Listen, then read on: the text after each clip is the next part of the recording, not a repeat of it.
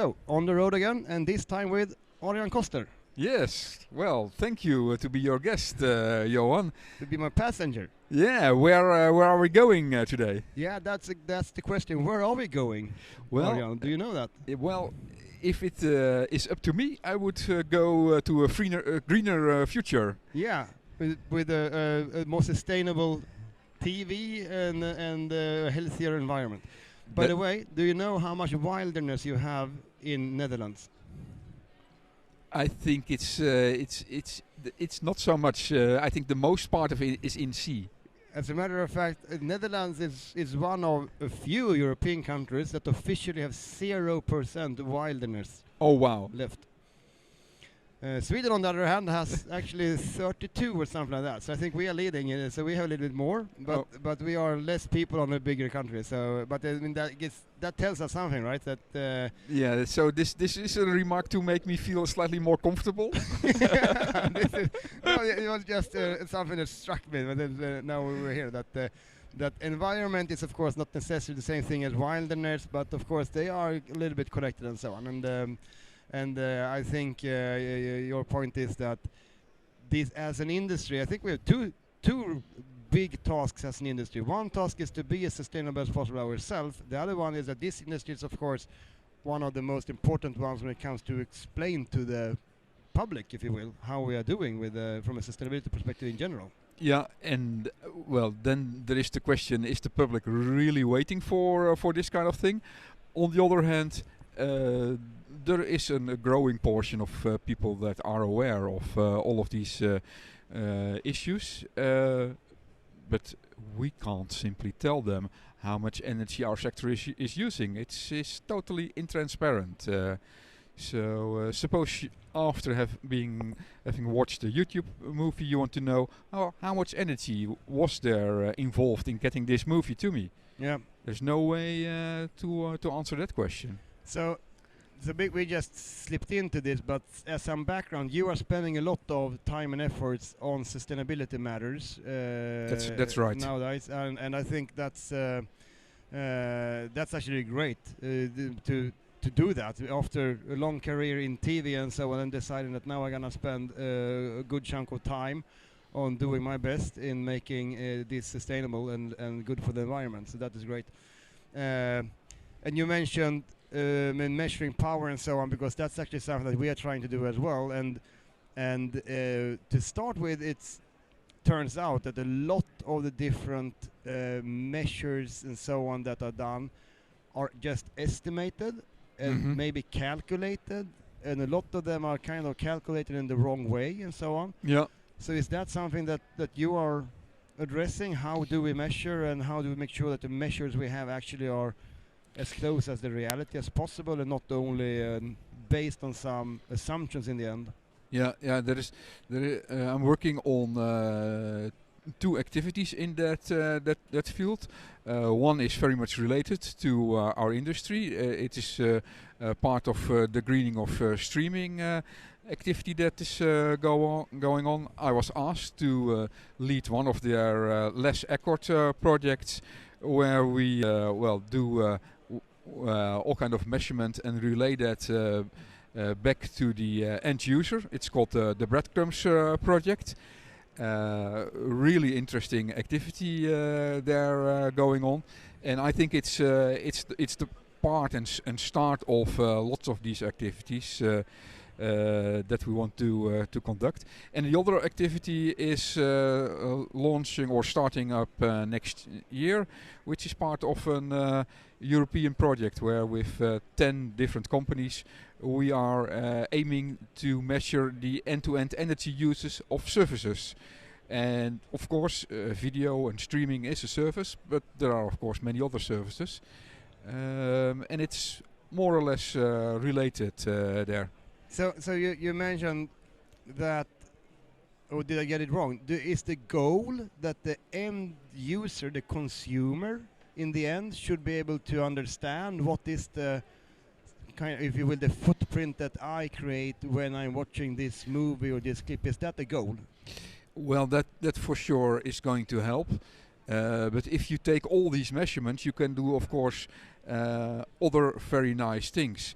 because if you have all those data points, and suppose you can throw them all in a big box, you can then also see that there are anomalies in this data set. For instance, that there is a particular device that is using maybe 30% more energy than it used to do on one particular movie.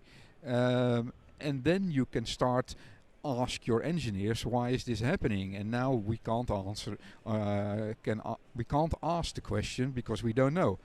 And as soon as we can start asking those kind of questions, well, I think the engineers have a wonderful job in finding out what is going on. Is this something to do with the encoding?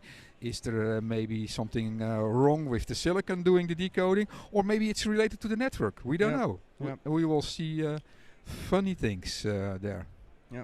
No, but I think, I mean, personally, I believe it's a great thing if you can actually present to the viewer or the consumer how the consumer can make choices that helps the industry to be more sustainable or not. Because if you get the kind of the users or the consumers behind this shift, it will happen much faster because that's the best driving force you can have. So I believe that would be absolutely. And you showed me, I mean, a few weeks back that, as an example, when it comes to energy, because we tend to use energy as a proxy for carbon footprint and so on, which is maybe okay as an industry, but in individual cases it might sometimes not at all be a very good proxy.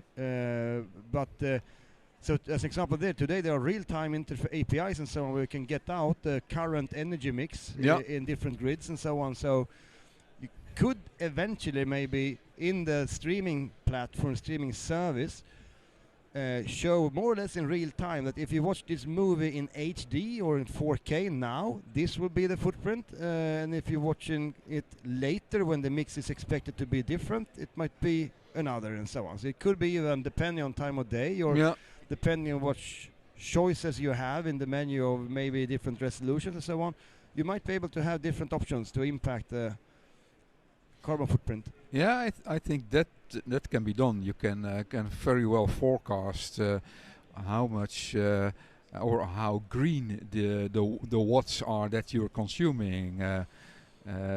Maybe as a sidetrack, but as sustainability is close to my heart, I also do things in my home. I've made a small display which indicates how much carbon is being exhausted for creating this particular or latest kilowatts. So it changes color from green to dark brown, but we don't have that in the Netherlands. But it can go all that way, and then maybe it will change a little bit of our behavior. Yeah. And I think there is also an English company who made such a similar thing that indicates with an LED on the power plugs how green the power is that is being consumed. Yep. And I think our industry can make use of that because we do a lot of transcoding jobs. Most of them are not really necessary to do real time. Some of them are, of course, but you can take them and we have the luxury that our industry has the biggest screens of all different industries where we communicate with our end users, right? So we don't lack the mean to inform the viewer. It's just a matter about what information we are capable of putting on the screen. Yeah, but that's of course not a techie's job. No, I think it's more or less in the communication part of what is being done. Yeah. No, and I think because we. And this industry actually have some homework to do, even compared with some other industries, because when we have been trying to understand the carbon footprint or the environmental footprint of producing TV and so on, we try to get reports from different vendors about how their products, what kind of footprint they have, and it turned out that in this industry. There are no reports. If you look into the PC industry or many consumer products and so on today, there are reports together with the product. What is this environmental footprint of this product? But we don't have it in our industry. So there are other industries that are ahead of us, if you will, in this, I think. Yeah, and I think consumer organizations are doing those kind of measurements. So if you go to their sites or when you want to purchase a TV set, then you can get yourself informed. And there are labels also, of course, on TV sets.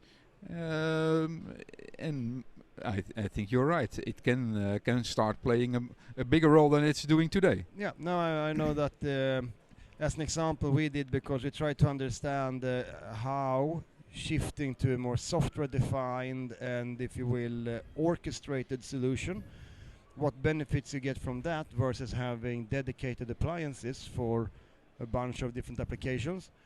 And when we did try to find reports on the, if you will, COTS servers, both Dell and HP have great reports of exactly what kind of footprint they generate, both in production, in shipping, and in expected during the lifetime out of energy usage and so on and so on. So they have a report for each product.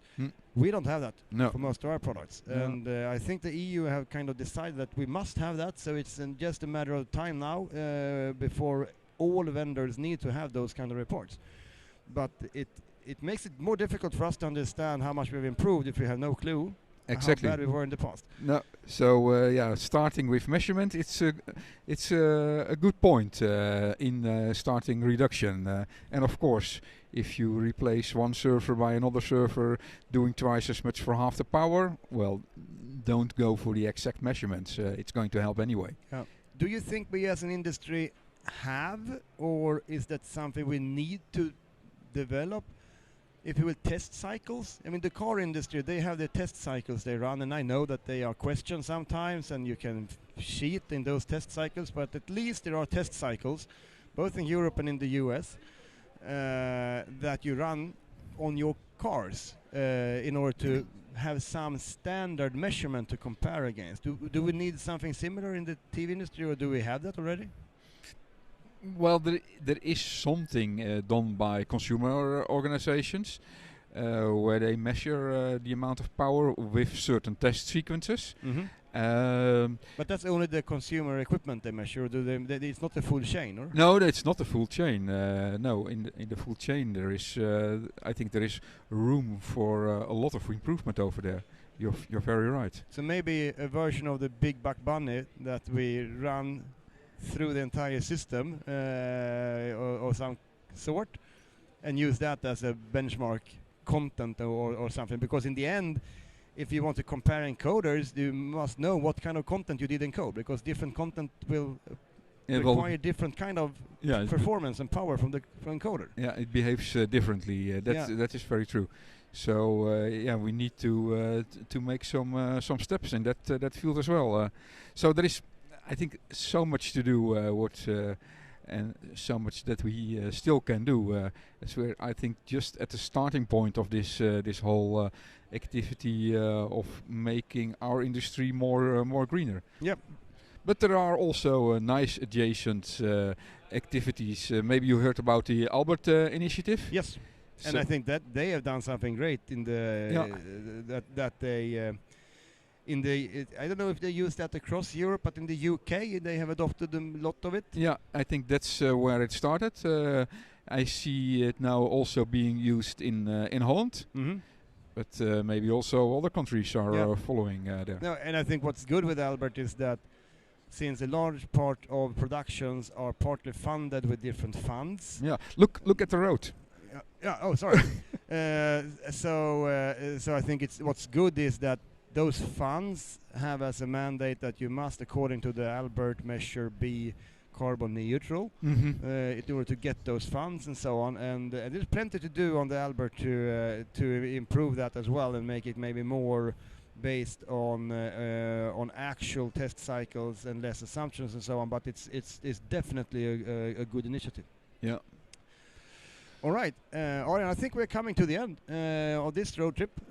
So it's been a pleasure having you in the car. Yeah, and it was very nice to accompany you for this time. Yeah, this has been a great show, and looking forward to the next coming show and do something even more fun.